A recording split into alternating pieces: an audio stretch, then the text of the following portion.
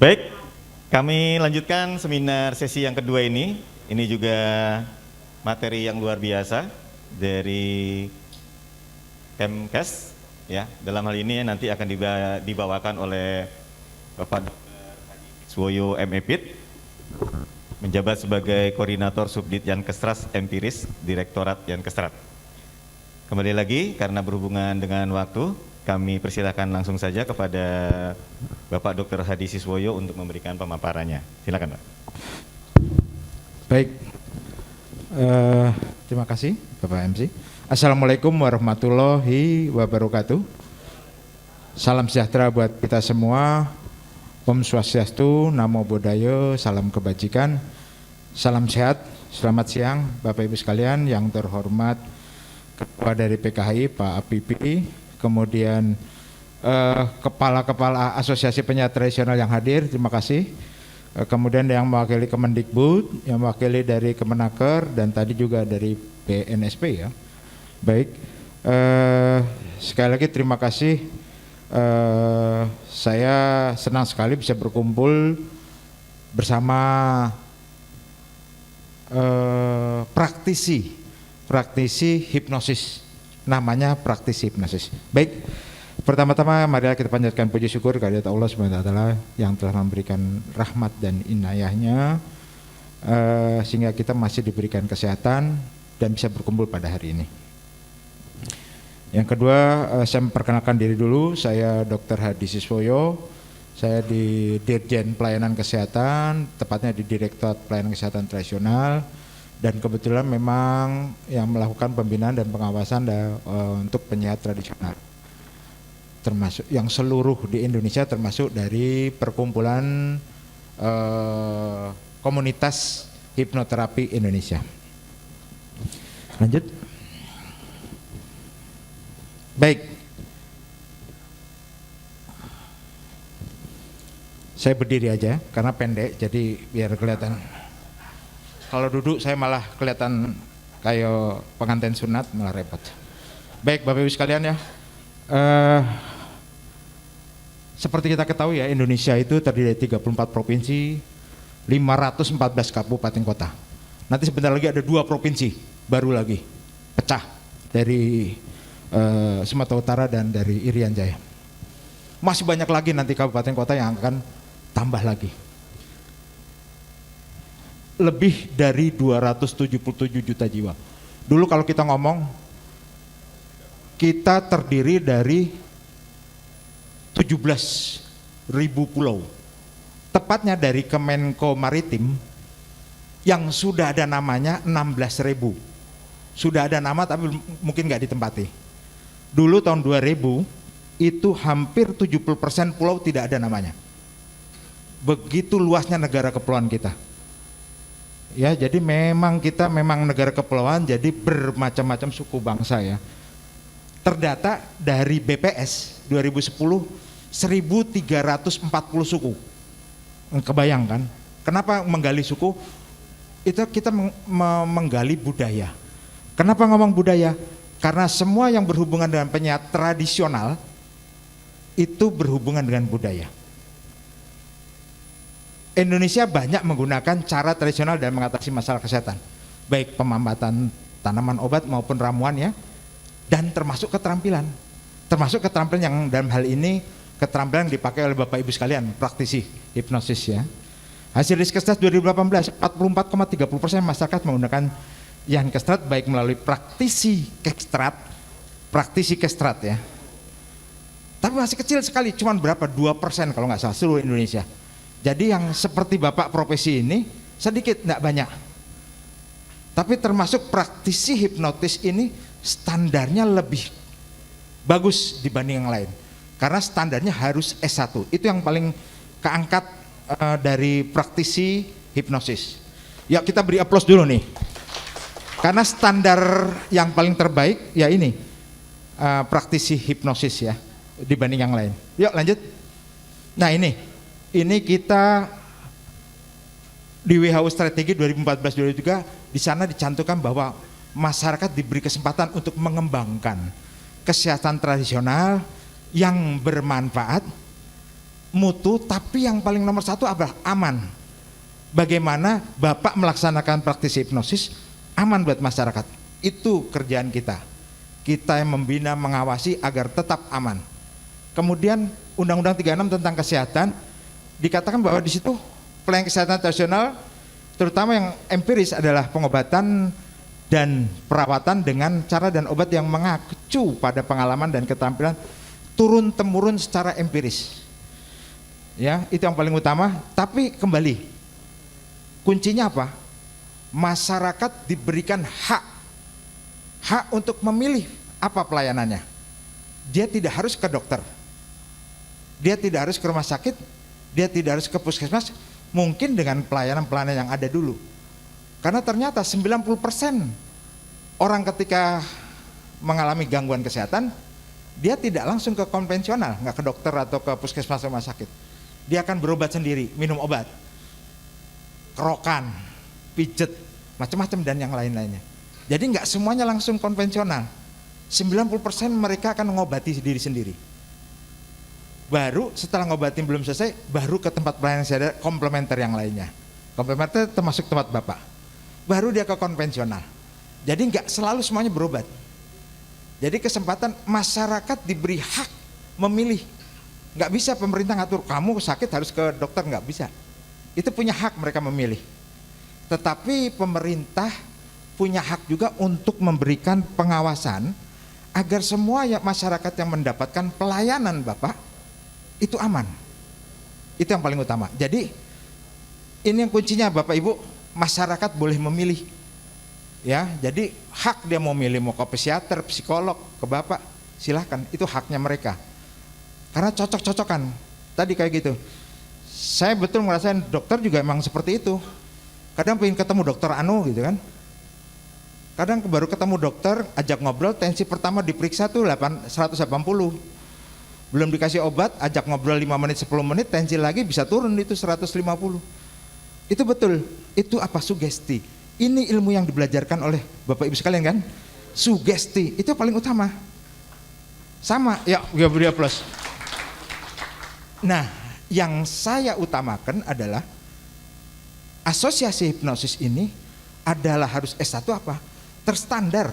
Mereka tahu memecahkan masalah secara teoritis, keterampilannya. Jadi ketika dia akan mengaplikasikan ilmu hipnosis, itu standarnya bagus. Jadi itu yang saya harapkan, betul-betul nanti Pak Habibie itu betul-betul menjalankan syarat itu. S1 itu penting, jadi standarnya bagus. Ke depan lebih bagus. Karena bisa saja kalau ini makin maju, pensiunan kementerian juga pada masuk ke sini nanti. Iya kan? Nah itu balik lagi. Tetapi sekali lagi, kita bicara tentang kesehatan. Sama aja saya dokter, ketika saya harus ngomong teknis listrikan, itu orang listrik bakal marah gitu kan, itu normal. Jadi kita juga istilahnya ada penggait, mengajak organisasi dari psikolog, psikiater bahwa ini loh beriringan. Ya, tapi tetap bahwa kami dari masyarakat umum. Oke, lanjut. Nah, di situ ada PP 103 tahun 2016 itu adalah darahnya Jan Kestrat. Di situ dikatakan lagi turunannya ada bahwa penerapan kesehatan tradisional yang manfaat dan keamanannya terbukti secara empiris. SDM-nya nakesnya namanya penyehat tradisional. Dulu namanya pengobat tradisional. Tapi karena dia nggak mengobati, diprotes, digantilah namanya penyehat tradisional. Ya, pendidikannya informal. Jadi Bapak Ibu sekalian memang S1-nya bukan nakes. Tapi ternyata di Indonesia ini kecenderungan penggunaan praktisi hipnosis banyak di masyarakat umum. Dan menurut nanti di situ dikatakan di tim Pokja Jan Kestrat boleh diterapkan karena tidak invasif, ya. Tapi tetap terstandar ya. Nah, yang paling utama di situ adalah STPT. Jadi paling utama teman-teman ini, saya ngomong STPT kenapa? STPT itu syarat. Kalau mau masang plang itu harus ada STPT. Bapak mau nempelin praktisi hipnosis. Misalnya nih, Bapak siapa Pak? Sulistyo. Bapak Sulistyo, praktisi hipnosis. khusus wanita, misalnya, nggak apa-apa. Yang penting praktisinya dia punya STPT dari yang dikeluarkan rekomendasi itu. Saya jujur aja, kalau praktek dewasa dan anak dan dewasa itu biasa. Karena dokter umum itu semua diambil gitu kan. Nah yang marah dokter internis, bagi-bagi dong katanya gitu. Ya kalau nggak mampu baru dioper gitu kan. Itu biasa gitu. Jadi nggak apa-apa nanti gitu. Tetapi nggak boleh ada kata apa? Klinik. Clear ya. Kenapa klinik konotasinya udah dokter? Klinik itu terapeutis, medikus. Itu kencang dia. Ada aturannya di Permenkes 61, tidak boleh ada kata klinik. Masih ada yang klinik hipnoterapi, tambah lagi sedia bekam. Waduh, tambah pusing saya. Ini udah nggak sadar dibekamin gitu kan, saya nggak tahu lah. Tapi prinsipnya, bapak-bapak ibu sekalian, izin hanya berlaku untuk satu modalitas. Hipnosis, udah hipnosis, jangan diturunin lagi gitu kan, misalnya. Ya selingkuh itu namanya. Kalau di rumah ada dua kan repot. Jadi tetap satu saja hipnosis. Ini ada banyak ketika saya googling, jebret. Ini udah bagus kok hipnosis, tapi nggak ada STPT dia. Hipnosis dengan pijat urap saraf. Waduh, tambah pusing saya. Ini termasuk melanggar. Karena apa? Modalitasnya dua, tidak boleh. Hanya satu berlaku tempat dan di satu tempat. Tidak boleh Bapak praktek, misalnya Bapak praktek di Kemayoran. Di Bogor buka lagi, nggak boleh. Itu dulu kejadian yang apa namanya tuh? Herbal putih apa ya? Jeng Ana. Kita cabut langsung yang di Sidoarjo. Kita cabut yang di Bandung misalnya. Karena hanya berlaku satu tempat, tidak boleh lebih. Dokter pun hanya praktek boleh 3 tempat. Itu di satu kota, itu nggak boleh lagi, nggak boleh yang lain lagi. Itu udah aturan. Dan yang paling utama lagi adalah praktisi hipnosis kan mau disamain sama dokter. Tidak boleh iklan. Iklan di koran, di radio, di TV. Ini masih ada yang di radio. Profesor Doktor honoris causa. Ini kayak Megawati. Nggak ada beda ya. Mengobati kanker. Mungkin nggak kanker diobati. Nah itu mengobati gagal ginjal. Mungkin nggak? Nggak mungkin. Mengobati HIV. Itu apa? Oh penyakit-penyakit yang tidak mungkin sembuh. Dan itu apa? Pembohongan publik sekali lagi. Ya itu yang paling utama ya. Overclaim. Hipnotis misalnya, ini nggak ada sih. Hipnotis menyembuhkan COVID-19. Nggak mungkin. Karena COVID-19 sampai sekarang pun nggak ada obatnya. Hanya meningkatkan daya tahan tubuh, antibodi kita yang bisa menyembuhkan. Baik, jadi prinsipnya STPT itu penting. Dengan STPT Bapak punya plang. Plang apa? Plangnya bukan pakai kata klinik. Pak Sulistyo, praktisi hipnosis khusus ibu-ibu misalnya. Tapi yang normal aja, dewasa dan anak misalnya. Kenapa? Dewasa untuk fobia, trauma, anak-anak untuk meningkatkan konsentrasi belajar. Bisa ya Pak ya? Itu bapaknya. Oke, jadi prinsipnya dewasa dan anak bisa. Tetapi prinsipnya tidak ada kata klinik. Tidak, jangan pakai stetoskop ya Pak. Jangan pakai baju putih karena konotasinya senergis ada milik medis. Jadi kita cari aman-aman aja. Prinsipnya saya termasuk yang dimusuhin teman-teman dokter. Ngapain sih ngelindungin gini-gini? Tapi prinsipnya kita punya hak, masyarakat tuh banyak yang menggunakan. Ya kan, didiemin, banyak masyarakat yang datang ke tempatnya bapak-bapak sekalian, ke penyiar tradisional. Jadi nggak bisa, kita harus melindungi juga gitu kan, melindungi masyarakat yang menggunakan. Baik, itu jadi tempatnya istilahnya di grupnya di dalam panti sehat. Tapi prinsipnya nanti boleh mau rumah, hipnosis atau apa bebas. Ya. Nggak boleh ada kata klinik. Nah ini keterampilan dibagi menjadi teknik manual, energi, olah pikir. Ya teknik manual itu macam-macam. Ada spa, pijet, refleksi, akupressure, macam-macam. Tapi yang Bapak termasuk terapi olah pikir, hipnosis ya. Untuk ini metodenya ya. Ini ramuan. Nah ini ada ketua asosiasinya Pak Guma ini, satu-satunya asosiasi ramuan yang ada di Indonesia nih. Nanti bakal ada temennya kayaknya Pak. Enggak, nanti tenang, pelan-pelan aja Pak. Kemudian yang kombinasi terapi, itu ramuan kombinasi cuma dua. Satu tradisional Chinese medicine, karena budaya Chinese itu nggak mungkin dia cuma ngasih ramuan, dia pakai ada akupresser, ada totok, macam-macam, jadi kombinasi. Satu lagi pertabi, tobib.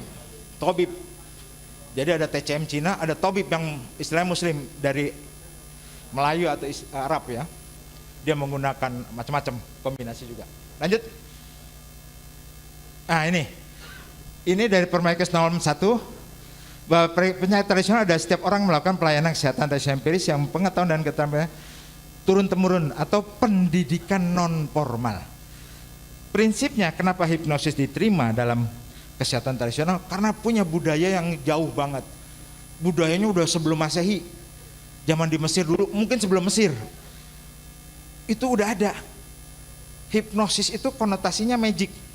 Ya, hipnosis bilangnya magic, padahal bukan. Bagaimana dia mempengaruhi di bawah sadar ya, di bawah sadar itu penting. Di bawah sadar itu sebenarnya ilmu yang sangat menarik. Kenapa menarik? Karena nggak sembarangan. Yang sudah ikut kursus belum tentu kalau dia nggak dilatih-latih, belum tentu bisa loh ya. Betul nggak Bu? Ya kan? Menghipnosis orang nggak bisa. Apalagi belajarnya menghipnotisnya ke istri sendiri. Waduh susah itu. Dimarahin terus, betul ya Bu ya? Itu mantuk-mantuknya kencang, oke. Baik, jadi prinsipnya hipnosis itu punya skill, punya ini sendiri nih, ya kan? Seneng atau enggak? Kita harus punya stylenya sendiri dulu. Seneng enggak? Kalau seneng baru bisa ngerjain tuh. Kalau enggak bisa, enggak ada nyeninya, enggak bisa itu. Diulang lagi, kadang sampai 3 kali, masih belum juga 4 kali terus ya. Ya, ke orang lain bukan ke istri ya. Jadi, nah itu akan butuh waktu selain pendidikan. Nah itu khusus melalui pelatihan atau kursus yang dibuktikan dengan sertifikat kompetensi yang dikeluarkan oleh LSK. Nah ini udah sebanyak itu LSK-nya, saya bingung tuh. Oh LKP. Terus sekarang akan dinaikkan lagi jadi punya profesi. Ini nggak sembarangan. Tapi kembali lagi Pak, ketika ngomongin gelar, Bapak ngomongin gelar yang non akademis. Clear ya Pak ya? Jadi itu yang paling utama. Silakan diatur, ngikuti peraturan yang ada, mau gelarnya apapun silakan, tapi tetap itu adalah non akademis ya. Kemudian ini yang wajib dikerjakan oleh penyiar tradisional atau praktisi hipnosis, memiliki surat terdaftar penyiar tradisional. Itu wajib. Saya bangga dari PKHI sudah 500 lebih yang sudah punya STPT, yuk kita beri aplaus. Sekali lagi dengan STPT Bapak itu diangkat untuk bahwa ini loh, saya punya profesi dan diakui oleh pemerintah. Dan jangan lupa Bapak boleh melaporkan catatan pasiennya, dilaporkan ya Pak ya ke puskesmas atau ke dinas untuk istilahnya betul-betul resmi secara formal ya. Ya pelayanannya aman, bermanfaat dan nasional. Karena jujur aja kita bekam itu tidak kita akui. Karena apa? Invasif. Invasif apa? Artinya melukai jaringan tubuh. Gimana nggak melukai? Itu nusuk-nusuk sebanyak itu. Maaf, saya pernah lihat itu sampai 3 gelas ngambil darahnya. Satu darah kalau isi sampai 100 mili, 300 mili. Bayangkan kita kalau transfusi darah itu paling 200-an. Jadi pernah kasus sampai HB-nya tinggal 7. Normal harus di atas 10 sampai 12. Itu bahaya. Kemudian ada kasus lagi di beberapa pesantren di Jawa Barat, penyebaran herpes zoster. Maaf kalau di pesantren dia menggunakan barengan tuh. Cek semuanya. Cek itu satu jarum bareng. Itu penyebaran, satu herpes kena semua herpes. Artinya kalau tidak invasif bukan melukai jaringan, itu penyebaran penyakit menularnya. Makanya kami tegas. Untuk yang boleh bekam adalah bekam kering, kop, bekam basah, no way gitu. Kan dalam agama begitu Dok. Sekarang Al-Quran lebih tinggi mengatakan bahwa kalau kita menyakiti diri kita sampai meninggal, itu dosanya lebih hebat lagi. Adu-aduan jadinya ya gitu ya. Jadi gitu. Jadi prinsipnya kita yang invasif tidak boleh. Kemudian tadi untuk di era masa pandemi kita menggunakan alat pelindung diri wajib ya. Tapi kalau bapak-bapak mungkin sekarang banyak lebih tren online ya penerimaannya untuk kasus-kasus kalau misalnya praktek ya. Nah itu yang tidak boleh apa? Bertentangan dengan norma agama, bertentangan dengan program pemerintah, menggunakan alat-alat yang berbau kayak seperti kedokteran tidak boleh, melakukan tindakan invasif, menggunakan bahan obat, otomatis ya bapak-bapak ibu nggak mungkin ngeresepin ya, psikolog pun nggak boleh, aturannya begitu. Jadi yang boleh ngeresepin hanya dokter, karena dokter dia untuk menentukan jadi sarjana itu betul, untuk S1-nya SKET 4 tahun, untuk profesinya tambah lagi 2 tahun jadi 6 tahun, untuk psikiaternya 4 tahun lagi. Tua itu bener-bener. Saya jujur aja, psikiater itu ya kalau lulus, kalau nggak lulus ya udah. Nah itu untuk jadi spesialis jiwa. Udah capek-capek sekolah suruh ngurus orang gila. Nah itu tentang cita-citanya maunya yang datang pasiennya normal semua. Ya kan cuman nggak bisa tidur, stres, ini depresi gini. Mereka yang sederhana datangnya ke saya, ke dokter umum, nggak usah capek-capek gitu kan. Saya kasih obat yang sederhana gitu-gitu. Tapi untuk menentukan bahwa ini gila atau enggak memang harus dia, psikiater. Jadi berat gitu, psikiater tuh paling sedikit, nggak banyak karena itu. Ngurus orang gila tuh belum ditanya, kita udah dilempar duluan. Saya jujur gitu. Dulu waktu belajar di Grogol tuh, waduh, baru saya tanya udah siap melempar aqua dia, waduh, nggak jadi. Jadi kalau dibandingkan dengan teman-teman dari dokter memang berat, sekolahnya lama. Jadi kita nggak mungkin membandingkan, menyamakan nanti seperti itu. Kemudian yang psikolog dia punya untuk boleh ininya, tapi tetap dia nggak boleh meresepkan. Nah teman-teman praktisi hipnosis, saya pikir boleh aja untuk membantu masyarakat dalam tadi mengatasi gangguan kejiwaan lain yang sederhana, karena balik lagi masyarakat boleh memilih. Kalau merasa saya lebih nyaman sama praktisi hipnosis silahkan, nggak apa-apa, nggak jadi masalah, ya clear ya. Karena jujur aja kalau saya pasang praktek menerima pasien gangguan jiwa nggak ada yang datang. Iya benar. Karena merasa orang gila tuh merasa normal. Saya pernah diskusi gitu, ini 10 orang gila, dia malah ketawa-ketawa ngeliatin saya. Ih yang gila dokter katanya gitu. Untung saya nggak ngambil itu, kejiwaan cuman ngambilnya cuma 1 bulan. Coba kalau suruh 4 tahun modar gitu kan. Oke, itu intermezzo. Sekalian langsung ke ini bahwa yang paling utama di situ Permenkes 61 2016 di pasal 4 mengatakan wajib nomor 1 tuh ayat 1. Wajib memiliki STPT. Jadi teman-teman sini semua udah punya STPT belum? Yang punya. Wah bagus, artinya nikahnya ada surat nikah nih. Mohon yang lainnya nanti diurus. Mudah-mudahan sekarang lagi pandemik nih Pak. Masalahnya memang pandemik. Jadi sekarang tuh agak sulit dinas kesehatan tuh. Jangankan untuk ngajuin izin, kementerian datang dinas kesehatan lari, karena kementerian kesehatan datang minta datanya COVID nih, babak belur mereka. Vaksinasi udah dikirim 10 juta, kok baru dipencet cuma 8 juta, 2 jutanya kemana nih? Wah pusing dianya. Mereka bingung Pak, ya lagi bingung-bingungnya COVID. Jadi kalau saya juga kemarin bapak-bapak yang dari penyiar tradisional kok susah, karena saya juga termasuk disuruh menanggulangi COVID di daerah Sulawesi. Jadi bolak-balik di sana terus ya, ngeri gitu di sana.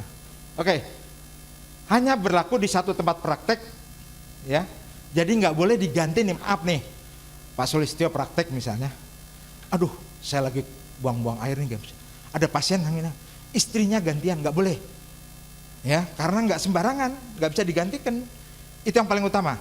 Jadi hanya berlaku 1 orang, 1 tempat praktek, ya. Dulu ada aturan dari WHO, kok dokter tuh ada yang ngawur ya, dokter praktek sampai ngantri 50. Itu bener nggak? Salah.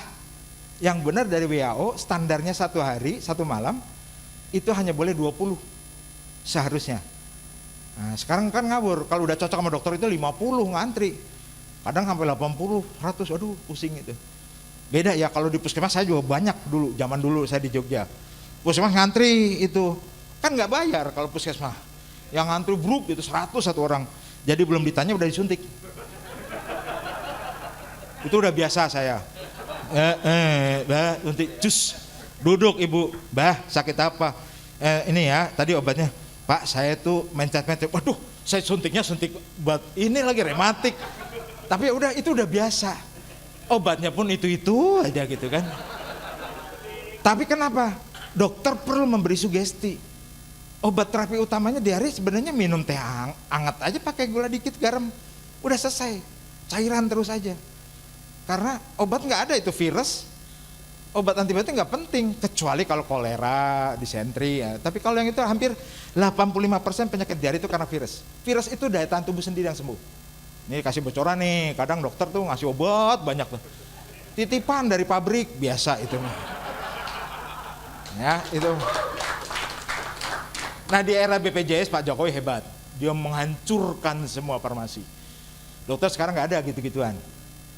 Semuanya udah diatur BPJS. Itu udah biasa itu. Jadi udah perubahannya itu betul-betul dasar. Oke, lanjut. Ini untuk mengurus STPT. Syaratnya Bapak-bapak udah tahu ya, harus ada laporan dari surat dari keterangan lokasi dari kelurahan atau desa. Artinya apa? Biar orang kelurahan tuh tahu ini loh, saya mau praktek di situ. Kedua, ada surat pengantar dari puskesmas. Itu penting. Karena puskesmas itu pembina wilayah kesehatan. Jadi dia harus tahu, karena dia ada laporan ke Kementerian Kesehatan. Jadi ada surat pengantar dari puskesmas. Sekali lagi, dalam ketika meminta kayak gituan di pemerintah tidak boleh ada uang. Ya, itu paling utama. Dari semuanya itu yang minta uang tuh cuma dari asosiasi loh. Pak Pipi, ini kan surat banyak nih. Dari kelurahan, dari puskesmas, surat pengantar semua tuh. Termasuk surat rekomendasi dari Dinas Kesehatan untuk higien sanitasinya. Itu nggak ada yang boleh minta uang, kecuali rekomendasi dari asosiasi, silakan. Karena apa? Rekomendasi itu kan buat nanti gini. Kenapa dulu mulai tahun 2017-18 ya Pak Gumai, mulai boleh diakui asosiasi penyakit tradisional. Karena apa? Dinas Kesehatan kewalahan untuk melihat standarisasi betul apa enggak teknisnya pelayanan. Akhirnya kita serahkan ke asosiasi perkumpulan. Itu penting karena mereka yang mengetahui teknisnya apa. Nggak mungkin kami mengetahuinya. Itu yang paling utama. Lanjut. Jadi penting ya Pak ya. STPT penting kenapa? Buat masang pelang. Biar ngetop. Iya, biar ngetop. Ya, itu yang paling utama. Jadi untuk biar bisa. Ini perkumpulan surat pemberitahuan dari perkumpulan siapa yang bermitra dengan Kementerian Kesehatan. Ternyata yang bermitra ini sudah ada 17 asosiasi yang sudah keluar ya, yang resmi. Lanjut. Ya ini. Salah satunya dari manual, olah pikir, ramuan, kombinasi. Nah, ya ini olah pikir PKHI. Kita beri aplaus dulu nih, PKHI nomor 1 pertama nih hipnosisnya. Ya, yang punya modalitas hipnosis nomor 1 PKHI. Jadi sejarah yang ngawalin itu PKHI. Itu yang paling utama ya. Kemudian diakui Prahipti ya kalau nggak salah. Ya, PKHI Perkumpulan Komunitas Hipnotis Indonesia. Gara-gara ada PKHI, olah pikir ada isinya. Dulu nggak ada isinya. Dulu nggak ada olah isinya itu, ya. Sekarang udah ada nih Perkumpulan Komunitas PKHI. Ya, lanjut. Hasil penilaian tim Pokjanas. Jadi gini, yang menentukan diterima bermitra atau enggak itu bukan dari kami, dari Direktorat Pelayanan Kesehatan Nasional, tapi dari tim Pokjanas Yankestrat. Tim Kelompok Kerja Nasional Pelayanan Kesehatan Tradisional. Ini yang bentuk dari menteri, dia akan melaporkan ke menteri. Dari tim Pokjanas Yankestrat menyatakan bahwa metode hipnoterapi dapat diterapkan di Indonesia sebagai pelengkap pelayanan kesehatan konvensional. Itu tertulis dari tim Pokjanasnya. Terapi hipnosis dapat juga dilakukan oleh masyarakat umum yang bukan tenaga kesehatan, kemudian disebut praktisi hipnosis. Tapi bukan turun-temurun, bukan dari karena bapak saudara dengan Pak APP, bukan, tapi secara mengikuti pelatihan terstruktur, pelatihan dengan di kursus apa Pak namanya LSK-nya?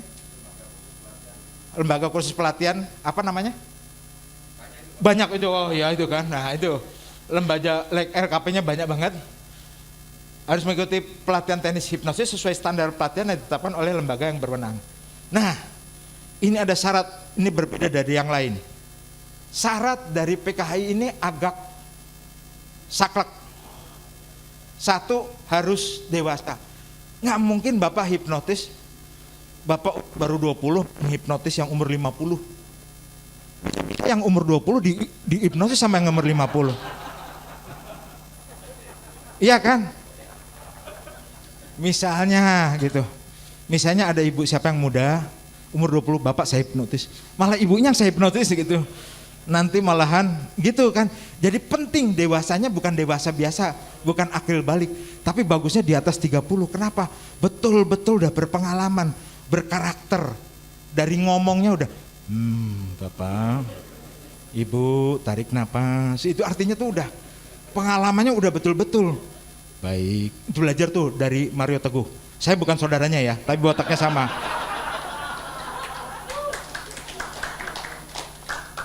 Jadi prinsipnya membuat karakter butuh waktu, butuh pengalaman.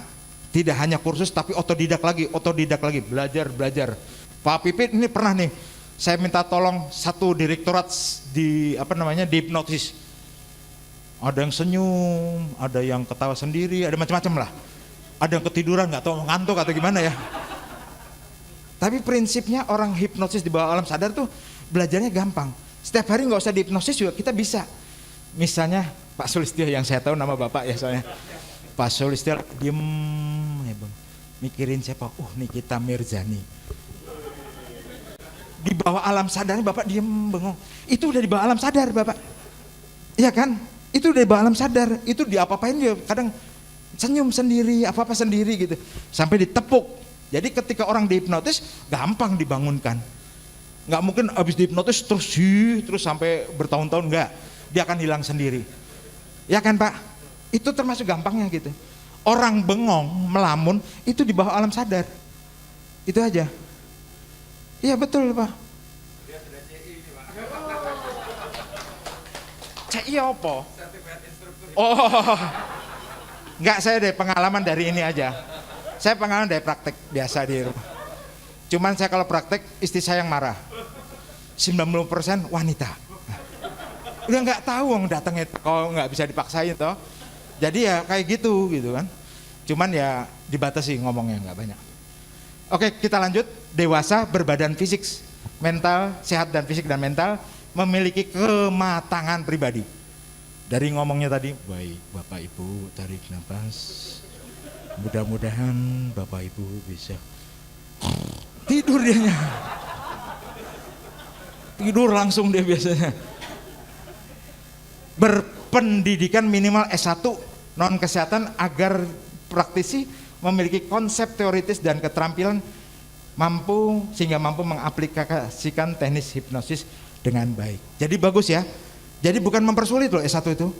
Tapi untuk biar ini standarnya lebih bagus. Clear ya, lanjut. Lanjut Pak. Izin Bapak waktunya. Oke, baik. Sekilas ini Bapak harus mengenal pandemik Covid dari 22 Januari 2020 itu positifnya 987, 6 bulan kemudian jadi 11 juta, 6 bulan kemudian 84 juta, kemudian berikutnya sampai sekarang 231 juta seluruh Indonesia, dunia. Udah 216 negara, itu sangat arti menyatakan bahwa virus ini sangat bahaya. Lanjut. Ini kita, Indonesia udah 4.139 yang positif. Yang meninggal ada 140.000, termasuk 700 dokter yang meninggal. Kemudian vaksinasi kita termasuk terbaik, 82 juta sudah vaksinasi. Italia bengong karena apa? Itu 50 juta, penduduknya aja belum semua 50%. Kita kok bisa 80 juta itu? Itu kehebatannya Jokowi karena dia punya program PPKM yang akhirnya terus pendanaan untuk vaksinasinya juga bagus. Lanjut. Ini Bapak, COVID itu sangat bahaya. Perlu betul-betul higien sanitasi. Ketika tempat praktek Bapak ada kaca di situ, meja kaca, virus itu bisa hidup 4 hari kalau nggak dilap. Kalau ada besi pegangan pintu nggak dilap, itu bisa hidup 2 hari. Itu nempel ngucek-ngucek mata, mulut, jadi kita. Nempel di plastik, misalnya dispenser ada, nempel di situ, itu kuat sampai 5 hari. Gila nggak ini virus? Ya, jadi kekuatannya virus itu benar-benar, ini udah udah riset ya. Jadi secara riset kekuatan virus hidup di itu. Jadi pentingnya Bapak Ibu melakukan apa? Protokol kesehatan, melap tempat-tempat praktek ketika tempat kunjungan kliennya. Lanjut. Ini protokol kesehatannya, jadi penting, nggak perlu jabat tangan.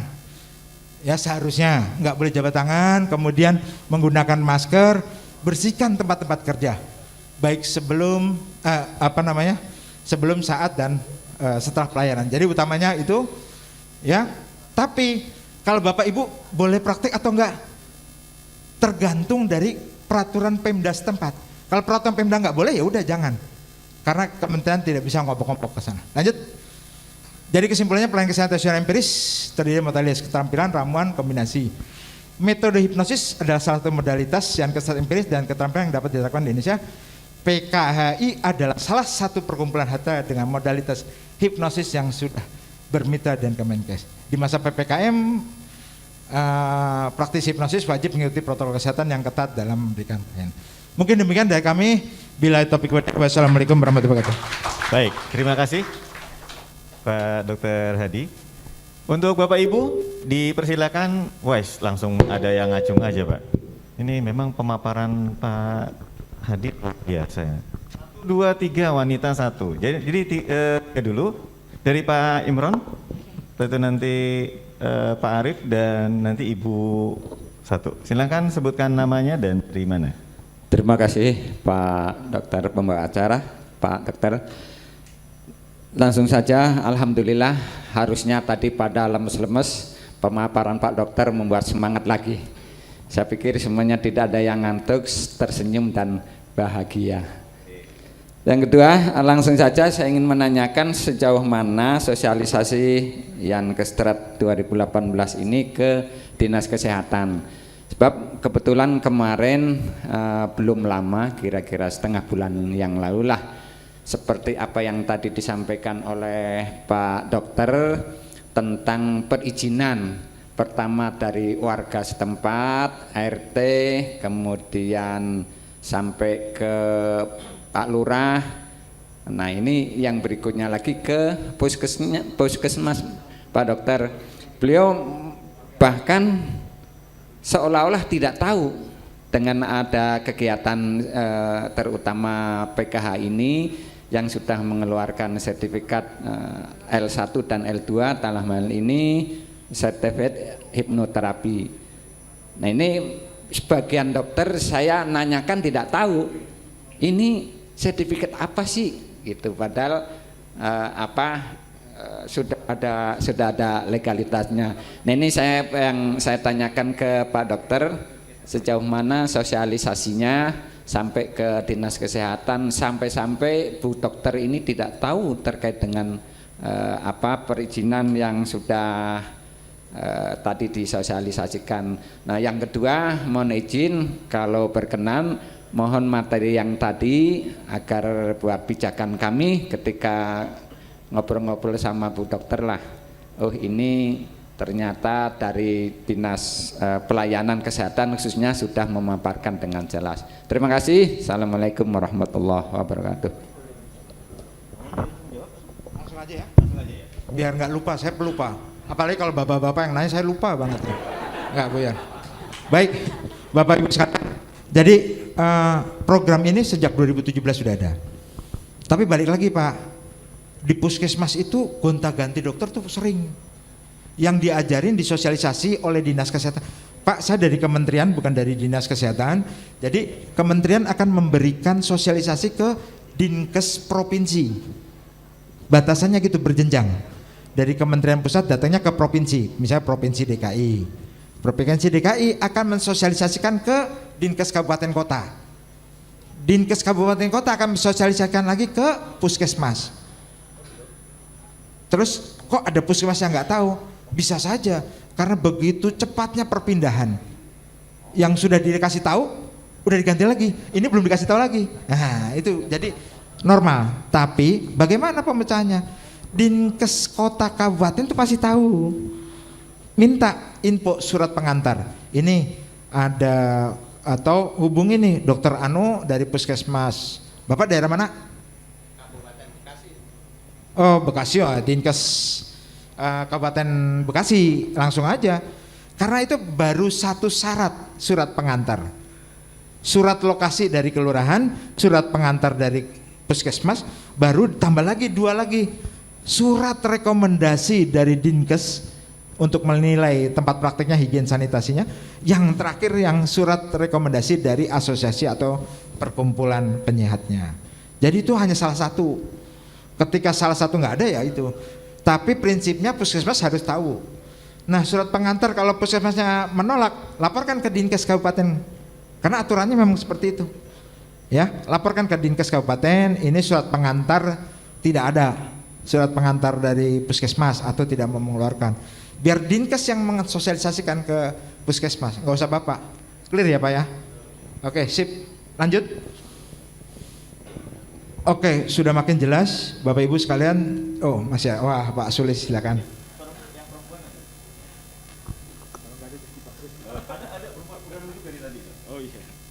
Silakan Pak Sulistyo.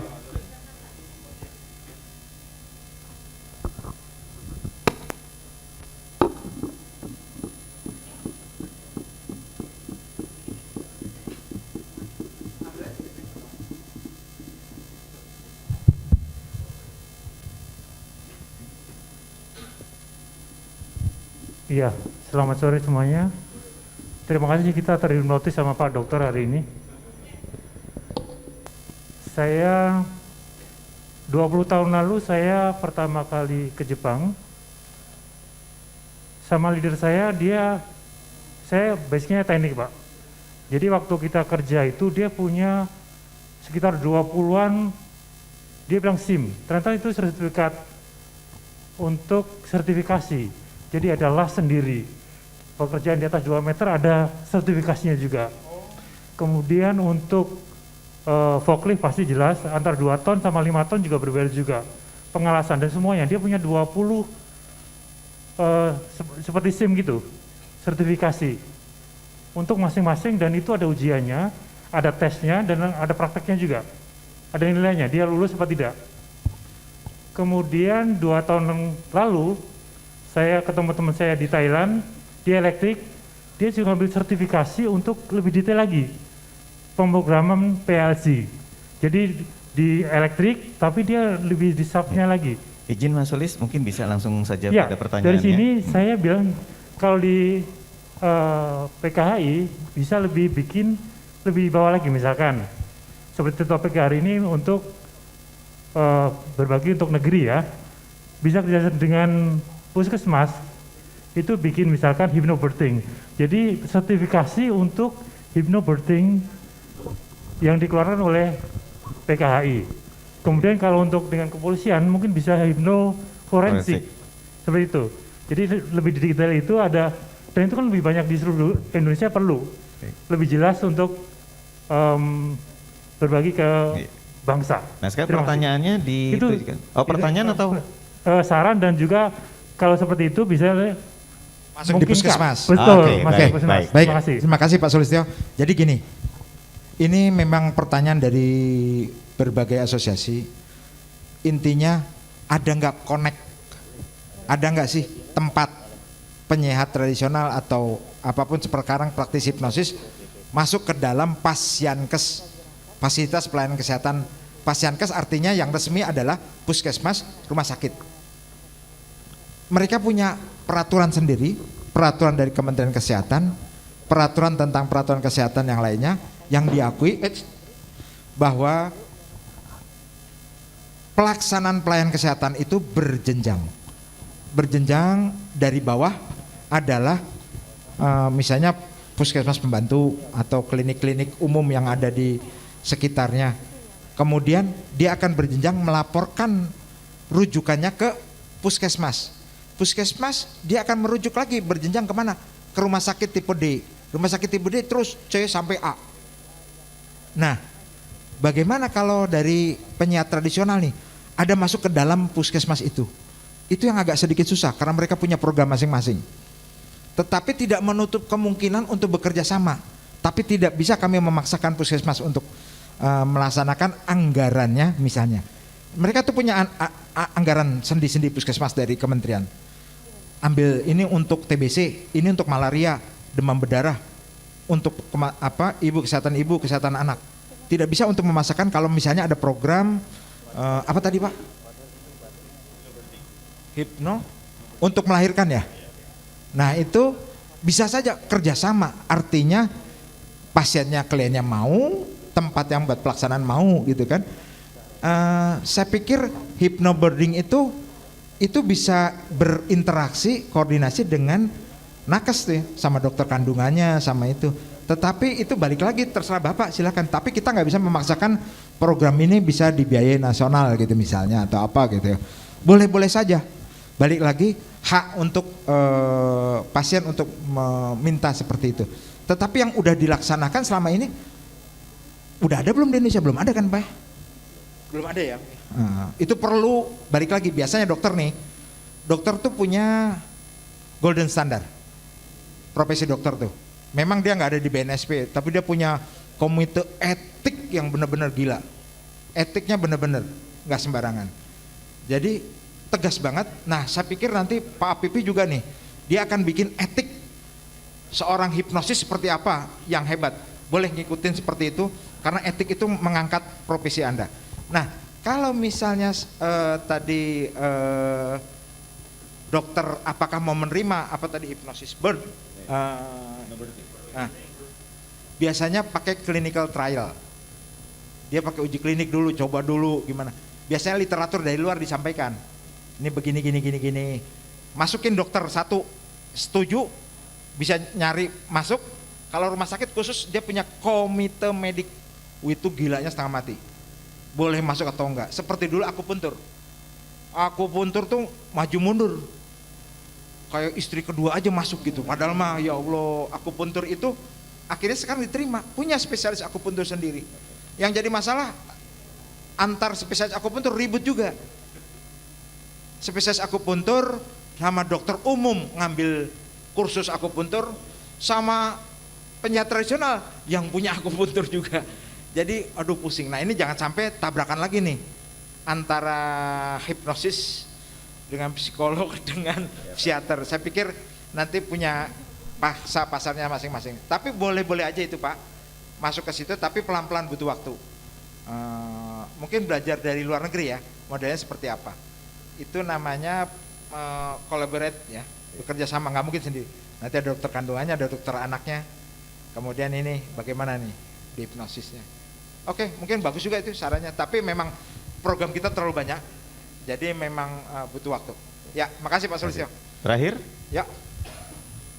Mungkin terakhir ya Bu ya. Saya dapat berita suruh ke Sulawesi Tengah lagi. Aduh.